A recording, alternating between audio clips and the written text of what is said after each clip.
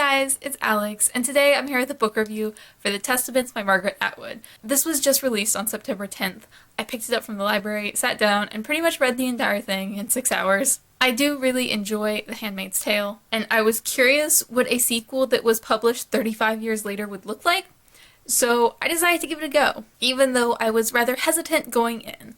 This is, of course, the sequel to The Handmaid's Tale, which was a dystopian novel published in the 80s, which has since become a modern classic. It tells the story of the Republic of Gilead, a strict religious society that has, among other things, decided to fight the declining birth rate by requiring women to be handmaids, which is, they exist solely for the purpose of giving birth. There are many different issues explored in the book, but that is the main one, and it tells the story of a specific handmaid named Fred, for Fred, the married man to which she is a handmaid. I gave that book 4 stars. I've read it twice, and I absolutely love it. It's not an all-time favorite for me, but in general, that is a book that I highly recommend and really enjoyed. This is the long-awaited sequel. I believe it was 35 years later, or somewhere around there. This tells the story of 3 different women, which is why it's called The Testaments. The first is Aunt Lydia, who's one of the aunts. They are essentially teachers and disciplinarians in the Republic of Gilead. The second is Fred's daughter from the first book, and the third is a Canadian girl. I don't want to get too far into the specifics of the goings-on of this book because it just came out and I'm sure many people don't want specifics, but essentially this book just tells the story of their lives over the course of many years and how they intersect. I went into this book with kind of a lot of nervous apprehension just because I don't trust sequels that come out so many years later, especially when there has recently been a hit show based on the first book. Not that I expected it to be bad, but that timing is a little bit sketch. So I was a little bit concerned for that going in, but I also think that Atwood is a wonderful writer. I've read several of her books and I always enjoy her. I wound up giving this book 3 stars, and before I get into my actual thoughts on this book and the specifics, I wanted to answer a few quick basic questions that I feel like everyone is curious about. Do I think this book is as good as The Handmaid's Tale? No. I gave The Handmaid's Tale 4 stars, which I already mentioned. I gave this 3, although I was kind of on the border between 3 and 4 stars. I think the reason it got 3 is because it is so different from The Handmaid's Tale, and maybe if it was just existing on its own, I wouldn't have been as irritated by certain things in this book, but I don't think it's quite as good. Is it a good book overall? Yes, I would recommend it. I think it was incredibly worthwhile to read. I think it was interesting, and I think a lot of people who read The Handmaid's Tale and had certain issues with it will really appreciate this edition. Maybe not particularly me, but I think there are a good number of people who were kind of upset that they didn't get any kind of closure or any further exploration of Gilead, who will really love this book and what it's doing. I'm going to start with the differences between this and The Handmaid's Tale because I do feel like a lot of my thoughts come from that, and they're very, very different books. Atwood has changed as a writer in the past 35 years. Every writer changes. Their writing style changes, their storytelling style changes, and most sequels do wind up feeling very similar to the first book just because they're intended to be sequels. They're written usually not too far apart or with not too many books in between, but it's been 35 years and Atwood has a pretty astounding list of works that she's written since then. She's very prolific. From nonfiction to short stories to novels, she's written everything since then. So it makes sense that she would have changed as a writer. And it's just so obvious in this book. If I had just been given this book and her name wasn't on it and there was no connection to The Handmaid's Tale, apart from the names in this, I really don't think it feels the same. It kind of reads like fan fiction for that reason almost, which is not to say it's bad by any means, but it doesn't feel like it's the same work. The style of it is just so incredibly different, and it has a very different purpose. One of my favorite things about The Handmaid's Tale, the first book, is how limited it is. It's telling the story specifically of Fred. She is a handmaid, and you only get her perspective throughout the book, and she's honestly not privy to a lot of the inner workings of Gilead. She doesn't know what's going on. She is basically the lowest of the low. No one talks to her, no one trusts her. She just kind of exists in this world of unknowing. And of course she does learn things. Everyone can make certain assumptions about the world based on what they see, no matter how limited. But you only see it through her eyes, and I found that really powerful. I loved the limited scope in that book, and it was honestly my favorite thing because it felt so real. It wasn't an entire exploration of the world.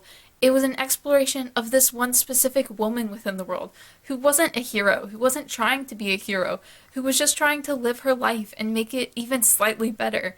And I think that was why that book really spoke to me, and it felt so different than the other dystopians I read, which are very much about fighting the system or saving the world. There's nothing wrong with a dystopian that's about fighting the system or saving the world. I just don't really have much interest in that personally. It's not really something that speaks to me. I like to read about a specific person who's just trying to survive for themselves. That feels a lot more realistic and it hits a lot closer to home. The Handmaid's Tale was a book that really left you without closure. It left you with more questions than answers about the world, about what happened to Ufred, about who Ufred was, because we never got her name. And I loved that. That was why that book spoke to me. This book is not that in any way. It's honestly the opposite in a lot of ways. We have 3 different viewpoints that cover a young girl who's growing up in a very privileged family in Gilead. We have Aunt Lydia, who is very manipulative and very involved in the inner workings of Gilead. And then we have a Canadian girl who sees Gilead from the outside. So we get all these different perspectives on what Gilead is and how it works and how it started and how it got to be where it is in this book and everything wrong with it and all the different corruptions within Gilead.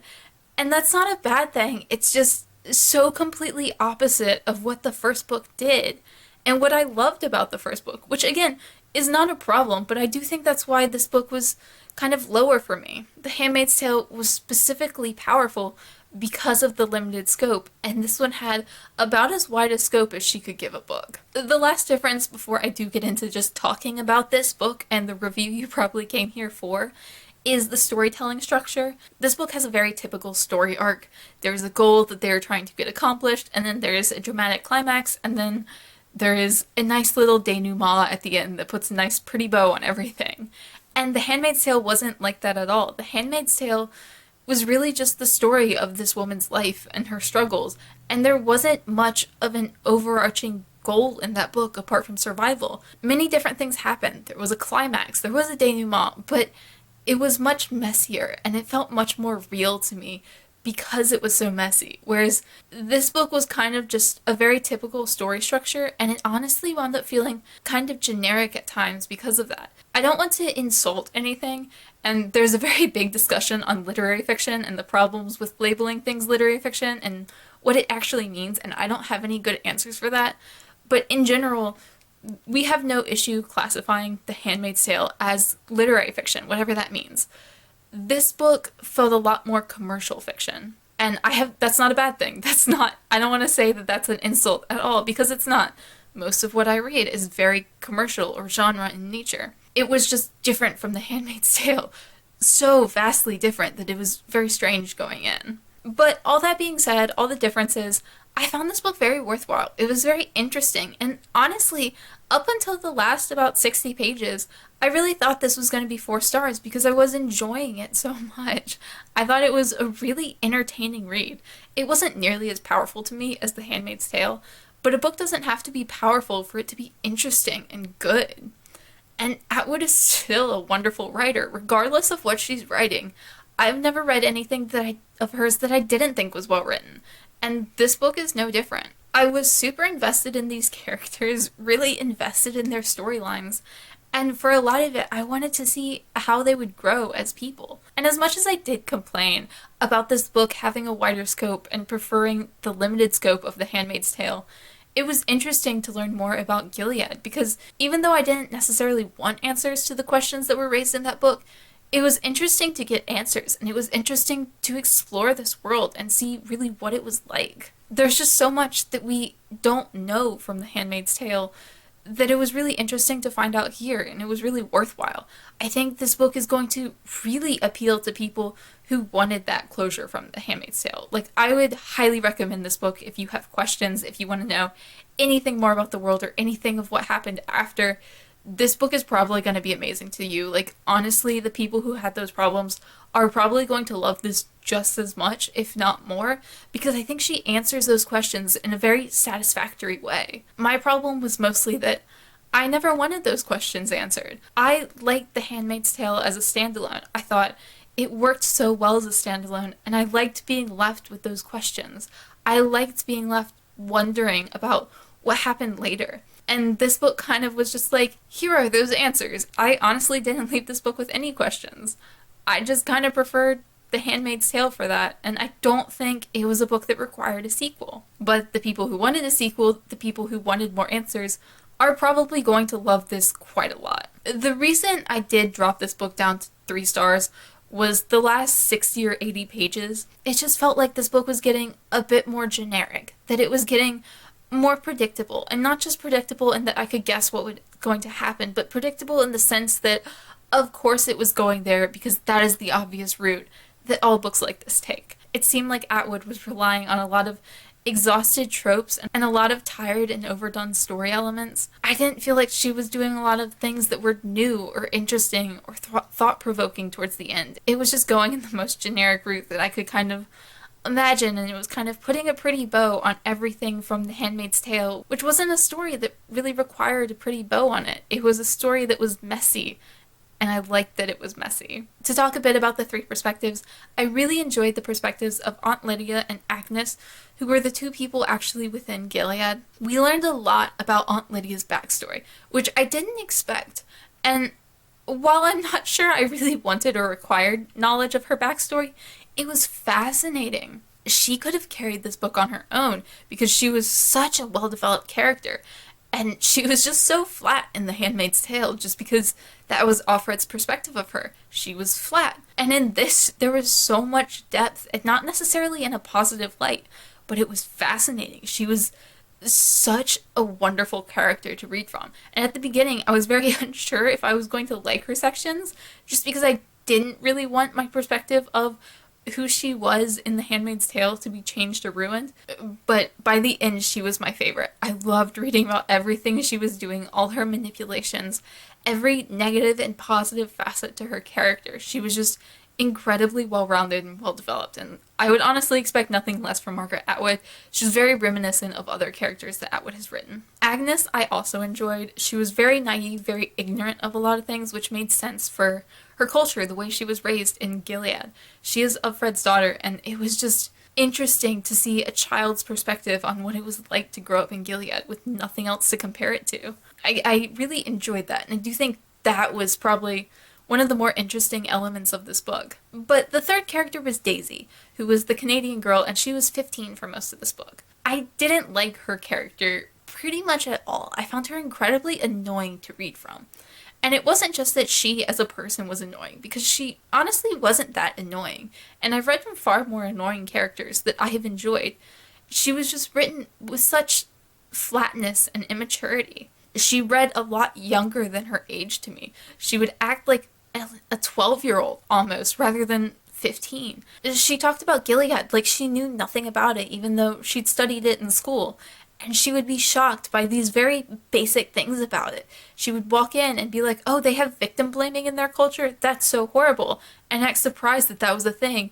When if she'd learned anything about Gilead, that shouldn't have been surprising, even if she hadn't thought of it before. And just in general, it felt like she was written in a very flat, stereotypical teenager kind of way. I don't know how many times Margaret Atwood has written a teenage character, but as someone who reads a lot of YA, teenage characters are so often just like fully fleshed out, and they're not just flat and boring and generic and annoying like Daisy was in this book. By the end, she almost seemed like a caricature of a teenager, and I was just so bored and disinterested by her.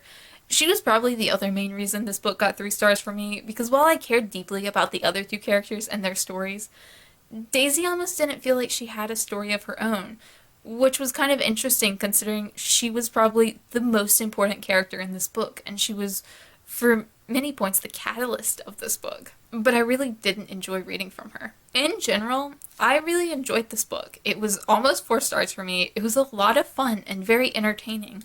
I don't normally look to Margaret Atwood for books that are fun and entertaining. I look to her for books that are more powerful and thought-provoking. But it was interesting to see that she has range, and I do think this book will appeal to a lot of people. I think a lot of people read this book and absolutely adore it for all the questions that it answers because in the acknowledgments, she said she wrote it specifically to answer those questions and to show what happens to totalitarian regimes or what can happen to them. And that was interesting.